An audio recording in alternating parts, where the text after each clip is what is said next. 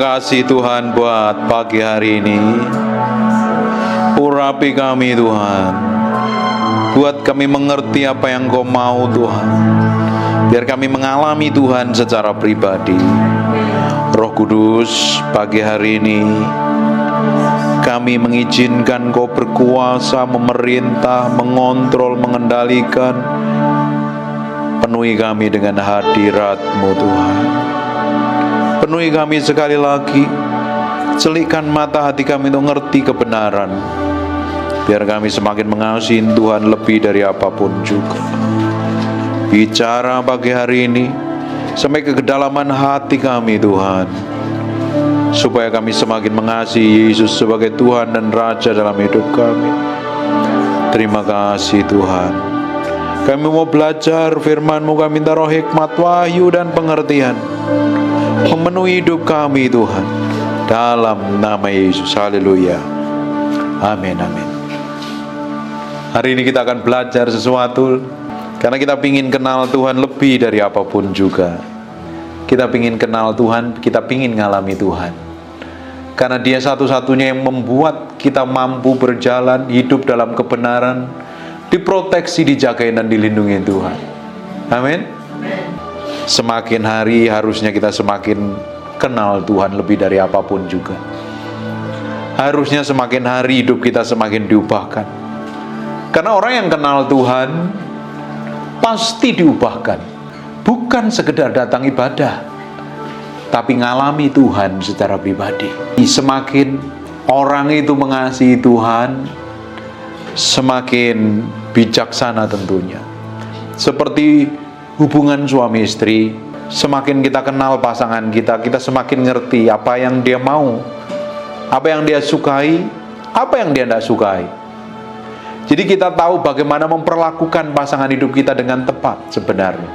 Tapi kalau kita tidak memiliki hubungan yang baik dengan pasangan hidup kita, kita hanya sekedar membangun hubungan suami istri, tapi di dalamnya sebenarnya keropos, kering, nggak ada saling pengertian, misunderstanding, benernya sendiri dan maunya sendiri. Tapi orang yang semakin hari kenal Tuhan, dia semakin tahu bagaimana memperlakukan Tuhan dengan tepat, karena Dia Raja, Dia Tuhan, Dia memimpin hidup kita. Sekarang yang jadi masalahnya untuk orang kenal Tuhan, dia harus belajar memberi dirinya bersekutu dengan Tuhan. Waktu kita kadang kita habiskan dengan hal yang bukan untuk nyenengin hati Tuhan. Kadang kita dialihkan dengan semua kegiatan yang sebenarnya hanya fokus pada diri kita sendiri. Di dalam satu hari ada 24 jam. Berapa lama kita banyak duduk diam di kaki Tuhan? Dan kebanyakan kita melakukan hal-hal yang di luar, yang kadang kita nggak pikirin Tuhan sama sekali. Kita nggak peduli dengan Tuhan. Kita nggak mau tahu dengan Tuhan. Padahal hidup kita ini dipimpin oleh Tuhan harusnya. Alkitab katakan, hidupku bukan aku lagi, tapi Kristus yang di dalam aku. Realita yang sejati, sebenarnya kita dipimpin Kristus atau dipimpin oleh keinginan kita, dipimpin oleh keakuan kita, dipimpin oleh kehendak kita, dipimpin oleh hawa nafsu kita. Akan terlihat dari sikap dan tindakanmu hari ini. Mulutmu yang keluar apa, perlakuanmu terhadap orang lain seperti apa, sikapmu terhadap orang-orang yang menyakitkan seperti apa. Karena reaksi dari segala sesuatu yang terjadi dalam hidup kita itu akan terlihat dari kelakuan dan sikap kita. Orang yang kenal Tuhan, dia tahu bersikap, bertindak tepat seperti yang Tuhan mau loh. Dia tidak mau bertindak serampangan dan sembrono. Bapak Ibu bisa bayangkan, ini semuanya kan udah pernah menikah, sekalipun pasangannya sudah beberapa orang dari dipanggil Tuhan mungkin. Coba ketika kita sudah menikah, tapi kita nggak peduli dengan pasangan kita, apa yang terjadi? Pasti terjadi keributan, gegeran, berantem, saling tuding, saling menyalahkan, saling menyakiti bahkan. Bahkan pasangan kita ngomongnya apa, kita tanggepinya apa. karena nggak ada komunikasi. Dan ujung dari pernikahan yang seperti itu apa yang terjadi? Berantakan, trouble.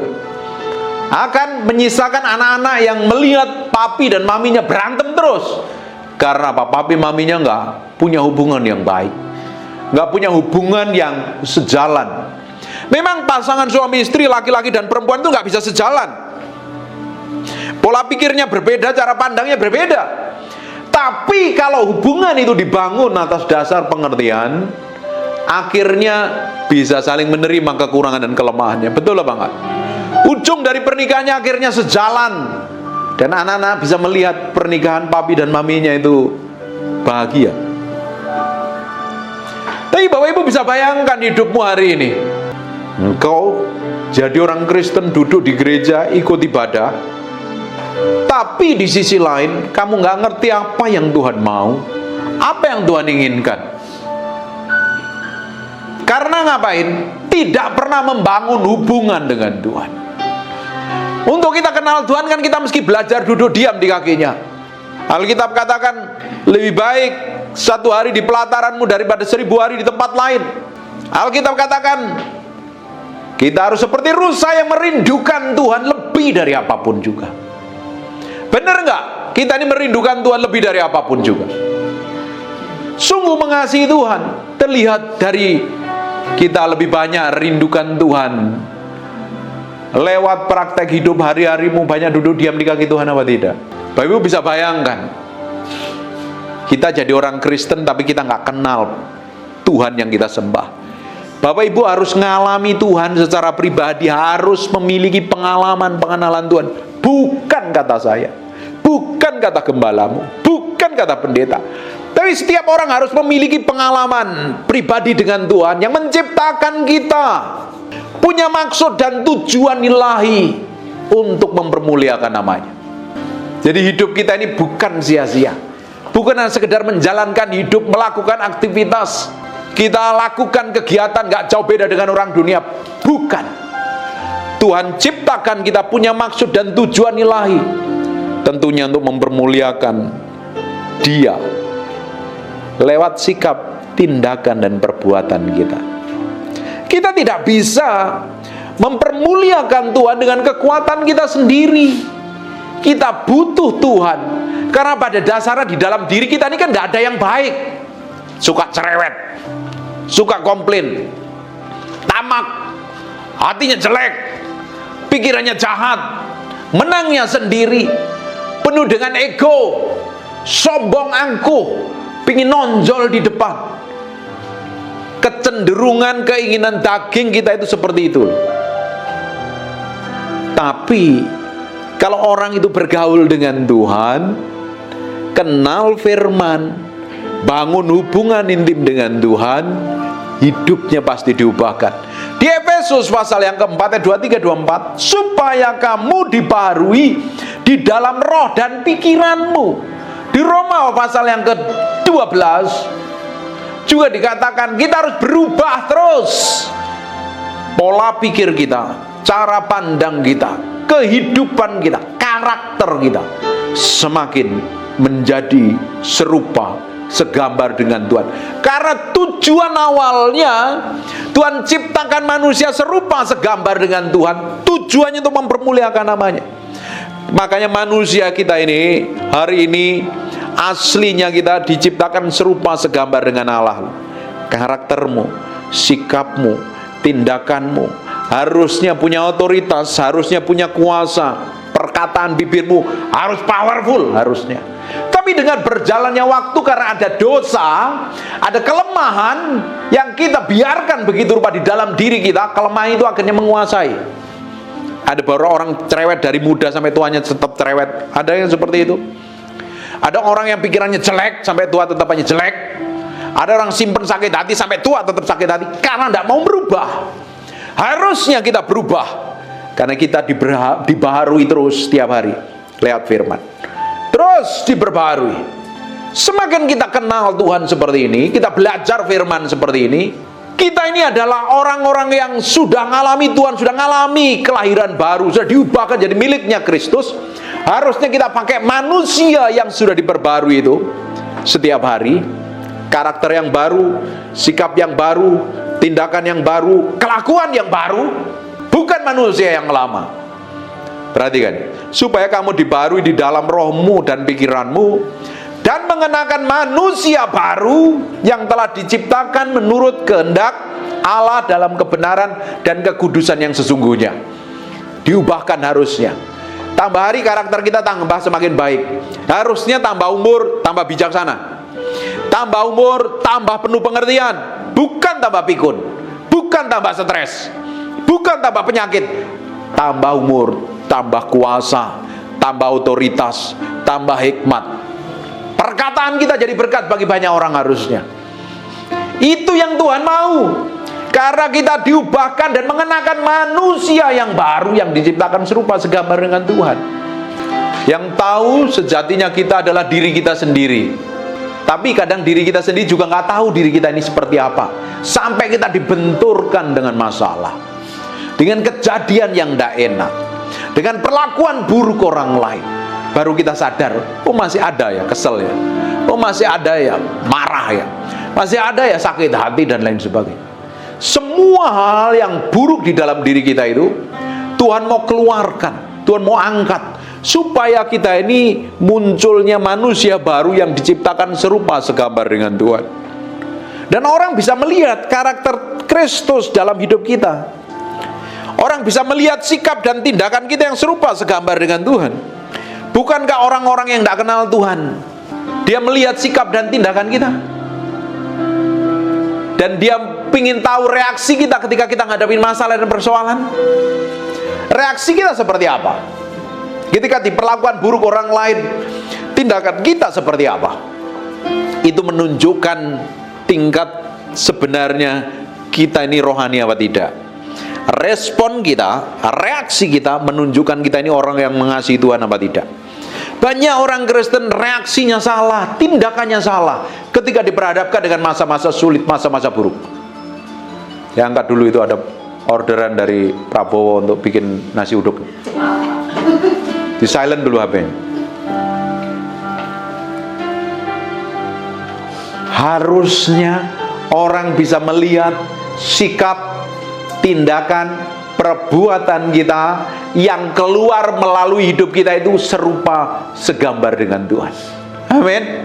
Kalau kita tambah hari tambah kenal Tuhan, semakin mengenakan manusia baru, kita semakin disempurnakan, hidup dalam kesucian, hidup terus diperbarui. Kira-kira orang di sekitar kita melihat Kristus yang manifestasi dalam diri kita, Bang? Anakmu, suamimu, istrimu, cucumu, tetanggamu bisa melihat Kristus yang manifestasi apa tidak? Tapi Bapak Ibu bisa bayangkan kalau tiap minggu ke gereja dengerin khotbah pendeta tapi pulang nggak berubah, apa yang terjadi? Jadi batu sandungan apa tidak? Wong tambah hari tambah harus diubahkan menjadi serupa segambar dengan Tuhan kok. Karena pengejaran kita suatu hari akan bersama dengan Tuhan. Tapi selama di bumi kita tanggung jawab dengan segala sesuatu yang kita kerjakan dan lakukan. Harusnya Tuhan dipermuliakan lewat pekerjaan kita. Harusnya Tuhan dipermuliakan lewat sikap dan tindakan kita. Semakin hari orang bisa melihat Kristus yang real kita hidupin, Kristus yang manifestasi dalam seluruh kehidupan kita. Coba di Kolose 3 ayat yang ke-10 juga ngomong yang sama. Dan telah mengenakan manusia baru yang terus-menerus diperbarui. Mengenakan manusia baru yang terus-menerus diperbarui. Terus-menerus diperbarui. Dengar firman seperti ini. Kalau firman ini nempel sampai kedalaman hati kita, firman ini nyinggung hatimu, artinya ada yang tidak benar yang harus diperbarui. Dan kecenderungan saya khotbahkan sering nyinggung kan, sering nempel sampai kedalaman hati kan. Betul apa enggak? Tersinggung? Bagus, kalau tersinggung berarti harus diubahkan. Kalau khotbahnya menghibur, hanya ketawa-ketawa, kita bisa ketawa di gereja. Kita yang ngadapin kenyataan hidup, nangis, nggak pernah ngalami kemenangan. Karena firman yang diurapin Tuhan tembus sampai kedalaman batin kita, mengubah yang di dalam kita. Kalau didapati sesuatu yang buruk, kita berubah. Karena kita pingin nyenengin hati Tuhan. Tujuan akhir kita kan hanya pingin nyenengin hati Tuhan, nggak ada yang lain. Makanya kita bertanggung jawab dengan hidup kita hari ini. apapun itu namanya. Segala sesuatu yang kita kerjakan, segala sesuatu yang kita lakukan, supaya nama Tuhan dipermuliakan. Tepat seperti yang Tuhan mau. Tambah umur, tambah hikmat, tambah umur, tambah pengertian, tambah umur, tambah menjadi serupa segambar dengan Tuhan. Bukan tambah bawel, bukan tambah cerewet, bukan tambah pikun, bukan tambah stres, bukan tambah gak karu-karuan. Kita tambah diurapin Tuhan. Amin. Tambah penuh hikmat. Amin. Tambah tajam penglihatannya, tajam kekuatan. Ingat dengan Harun dan Musa, waktu dia mati, kekuatannya tidak pernah berkurang. Matanya tidak rabun. Karena orang ini dekat dengan Tuhan, bergaul dengan Tuhan. Saya pingin masa tua saya, ketika saya meninggal, saya nggak mau mati di rumah sakit dengan pakai selang sana, selang sini. Saya mau mati dalam hadirat Tuhan. Saya ketika dipanggil, saya pingin didapat menjadi orang yang berkenan di hadapan Tuhan. Dengan masa tua saya jadi berkat. Kita semuanya kan pingin seperti itu. Pingin punya hidup yang bermakna dan bernilai. Saya sering kali ngonselingin orang, dari yang muda sampai yang tua. Dia pingin mati, pingin stres lagi. Hidupnya terlalu stres, terlalu kacau, sudah gak punya harapan lagi seakan-akan putus asa. Karena dia sebenarnya gak ngalami Tuhan. Orang yang kenal Tuhan, orang yang hubungannya baik dengan Tuhan, orang yang hatinya benar dengan Tuhan, hidupnya penuh makna setiap harinya, bernilai. Hidup kita itu bernilai. Waktu ketemu orang bisa diberkatin melalui sikap dan tindakan kita. Ibu-ibu ketemu temanmu di pasar, di restoran, dimanapun juga, bisa diajak ngobrol dan bisa diberkati. Bahkan hidup kita setiap hari akan memiliki dampak yang powerful untuk memberkati generasi yang akan datang. Amin. Tapi bayangin kalau hidupnya isinya ngeluh, ngomel, gerutu, menyesalin hidup karena banyak persoalan yang terjadi. Karena apa? Fokus pada dirinya sendiri. Orang yang kenal Tuhan, dia tidak fokus pada dirinya sendiri. Dia fokus bagaimana berjalan setiap hari bersama Tuhan untuk nyenengin hati Tuhan. Dia mati terhadap dirinya sendiri. Alkitab katakan, orang Kristen yang ikut Yesus supaya berkenan harus pikul salib, sangkal diri, mati daging. Mati terhadap cita-citamu, mati terhadap keinginanmu, mati terhadap egomu, sampai Kristus manifestasi real dalam kehidupan kita. Amin. Dan caranya Tuhan mematikan selalu dibenturkan dengan orang-orang di sekitar hidup kita. Caranya Tuhan mematikan semua keinginan daging dan hawa nafsu kita selalu pakai orang. Karena besi menajamkan besi, manusia menajamkan sesamanya. Nanti kalau dipertajam dengan orang di sekitarmu, terutama suamimu, responmu harus benar. Bukan marah, bukan ngomel, tapi belajar tersenyum. Coba tersenyum dulu kanan kiri. Hal yang simpel ini.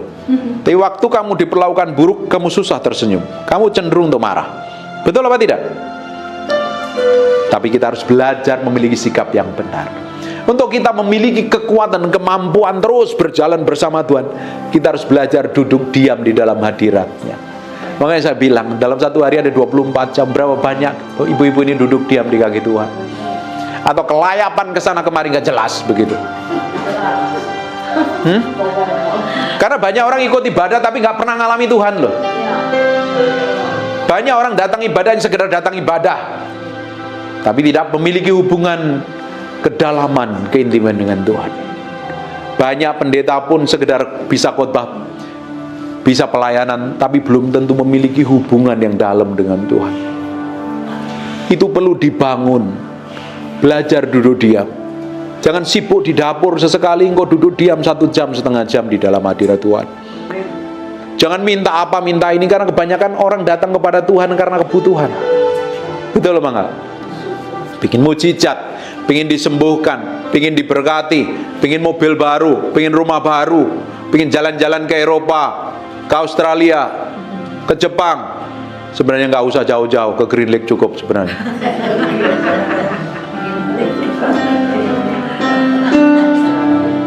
Karena kebanyakan orang datang kepada Tuhan karena berdasarkan kebutuhan.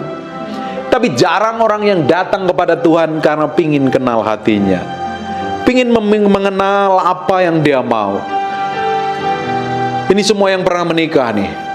Ketika engkau datang kepada suamimu, kalau ada kebutuhan perlu bayar sekolah anak, perlu bayar tagihan kartu kredit, perlu bayar IPL, perlu belanja, datang kepada pasanganmu. Kalau ada kebutuhan, apa yang terjadi? Respon suamimu seperti apa? Oh sayang, cintaku, negeri sini saya peluk dulu. Atau dia ngomel? Apa yang terjadi? Pasti ngomel. Bayangin, kita anggap Tuhan seperti supermarket. Kalau ada kebutuhan baru kita datang, kita minta ini, kita minta itu, tapi kita nggak pernah mau tahu isi hatinya dia. Kita ini model, katanya anaknya anak yang kayak apa seperti itu. Ini semuanya punya anak. Kalau anak kita datang kepada kita, kalau berdasarkan kebutuhan saja, perlu belanja, perlu beli baju, beli handphone, beli mobil, beli rumah, datang. Tapi hari-hari biasa cuek, apa yang terjadi? Kita ngecapnya anak apa? Anak durjana dan anak kurang ajar sekali. Betul apa enggak? Anak yang kurang ajar, tidak peduli dengan orang tuanya, karena datang kepada orang tuanya kalau ada kebutuhan. Tapi kalau ada anak yang baik, perhatian, ngajak jalan, ngajak makan ke restoran, kadang sakit ditengokin, dipijitin, diperlakukan yang luar biasa, diperhatikan, itu anak apa? Anak baik bukan? Anak berbakti bukan? Sekarang kita kembali. Berapa banyak datang kepada Tuhan yang ada kebutuhannya dan tidak pernah mau tahu isi hatinya Tuhan apa. Pingin anakku diberkati, pingin supaya masa depanku sehat, gak ada sakit penyakit, pingin cucu-cucuku diberkatin Tuhan. Aku pingin punya kebutuhan ini, aku punya kebutuhan itu. Banyak orang datang kepada Tuhan berdasarkan kebutuhan. Hari-hari biasa tidak peduli dengan Tuhan. Seperti anak apa? Anak durjana dan anak durhaka. Betul apa? Terus untungnya kita punya Tuhan yang baiknya luar biasa. Tuhan tuh panjang sabar. Dalam bahasa Inggris kata panjang sabar itu artinya long suffering. Penderitaannya Tuhan terlalu lama ngelihat kelakuan kita, tapi dia tetap panjang sabar. Berapa banyak dalam 24 jam ibu-ibu duduk belajar dengan Tuhan mau apa sih atas hidupku? Tuhan kau punya tujuan apa sih atas keluargaku ini? Tuhan maumu apa sih atas hidupku? Jarang yang seperti itu. Tapi mulai hari ini belajar, kenalin Tuhan, kenalin isi hatinya, kenalin maunya, kenalin kehendaknya, supaya semakin hari hidup kita semakin powerful, semakin powerful, semakin tua, semakin urapan, semakin diberkati, semakin tajam, bukan meninggalkan sakit, penyakit, dan penderitaan. Amin. Diberkati. Belajar memiliki rasa kangen sama Tuhan. Ibu punya anak kan? Tinggal di mana anaknya? Satu di Australia, anaknya satu di New Zealand. Kalau anaknya telepon tanya, "Mami gimana kabarnya?" Apa reaksi ibu? Senang, happy. "Mami ada kebutuhan apa?" "Saya kirim dolar Australia ini, Mami, buat belanja untuk jalan-jalan, untuk ngopi sama papi. Untuk mobilnya Mami udah jelek, ganti mobil yang baru, Densa. Kayaknya keren. BYD lebih keren kayaknya ya. Oke lah. Happy nggak? Ibu nyebutnya anak apa seperti itu? Anak yang baik, anak yang berbakti. Berapa banyak yang datang kepada Tuhan, Tuhan, ini loh hidupku, Tuhan ini loh hatiku, Engkau sudah berikan segala sesuatu yang baik dalam hidupku. Ini sisa umurku ini Tuhan, mungkin selama ini aku gak peduli dengan Tuhan, tapi aku mau beri yang terbaik buat Engkau. Belajar jadi anak yang baik, bukan anak durhaka. Hanya pingin harta bapaknya, sekarang pingin hati bapaknya. Amin. Belum ada kata terlambat. Kita masih bisa dipakai Tuhan, kita bisa masih menyenangkan hati Tuhan, karena tujuan akhir hidup kita hanya nyenengin hati Tuhan. Pingin nyenengin hati Tuhan saja. Nanti datang sama Tuhan, lupakan semua keinginanmu, lupakan semua kebutuhanmu, fokus Tuhan. Aku sudah umur segini, kira-kira sepanjang umur yang aku pernah lalui, sudah menyenangkan hatimu belum?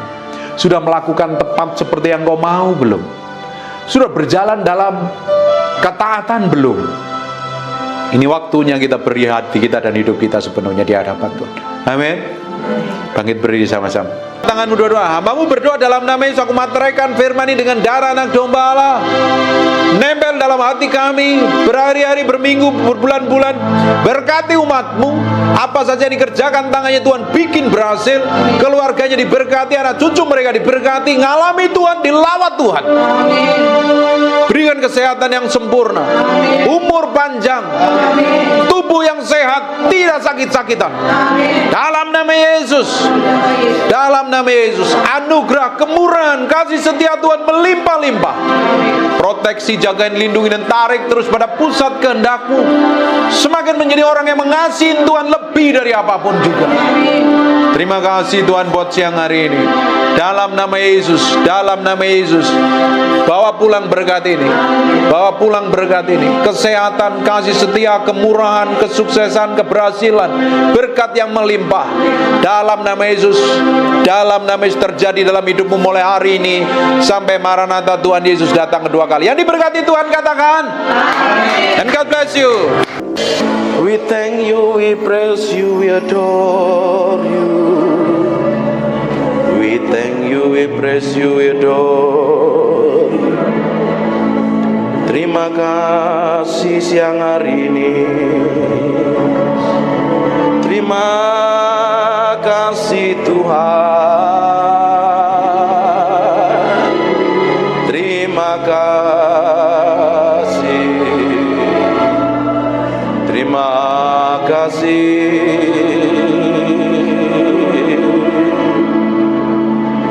Di dalam hadirat-Mu kami diubahkan mengenal Engkau. Di dalam hadirat-Mu kami mencintai-Mu.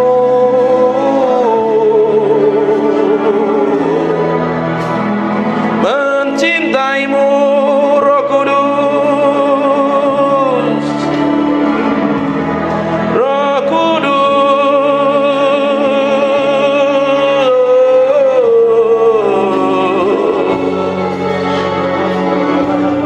We love you. We praise you, we adore you. Tetap tinggal di dalam hadirat-Mu, sebab kami mencintai-Mu. Oh Tuhan, Tuhan, Tuhan.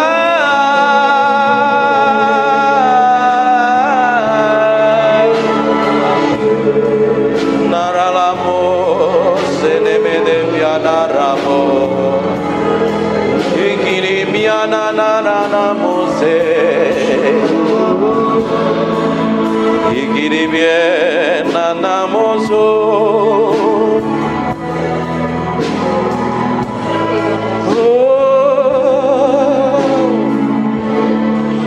We praise you, we praise you, we praise you.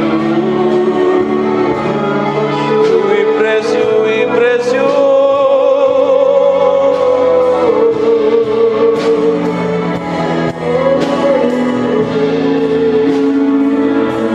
Berlama-lama dalam hadirat-Mu,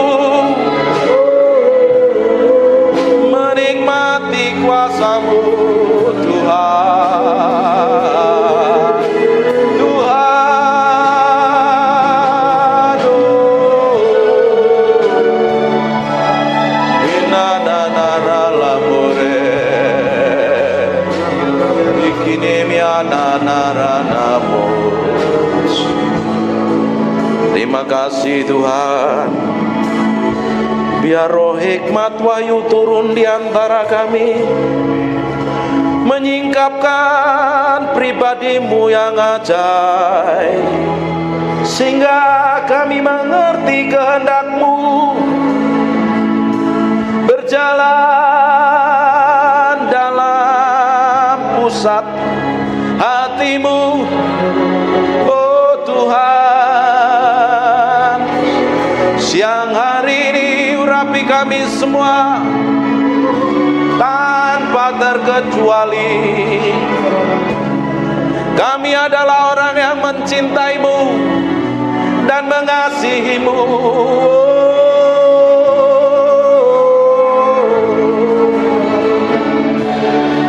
Haleluya, haleluya, haleluya.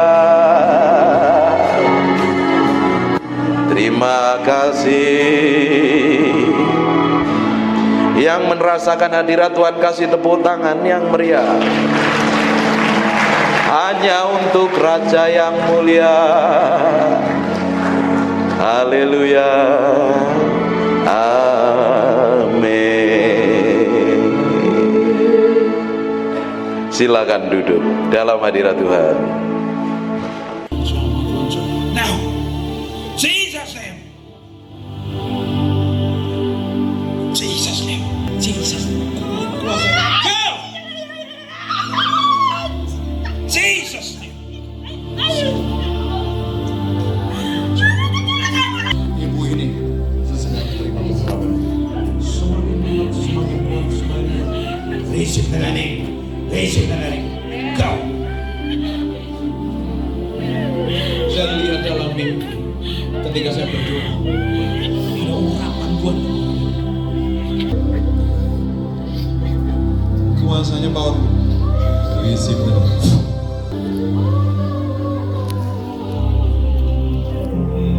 Jesus name. Receive the name. Down. Jesus. Masih nggak tahan dengan hadirat Tuhan ya? Ya, masih nggak tahan dengan hadirat Tuhan. Kuasa Jesus name semakin mengalir Jesus name. Biarin.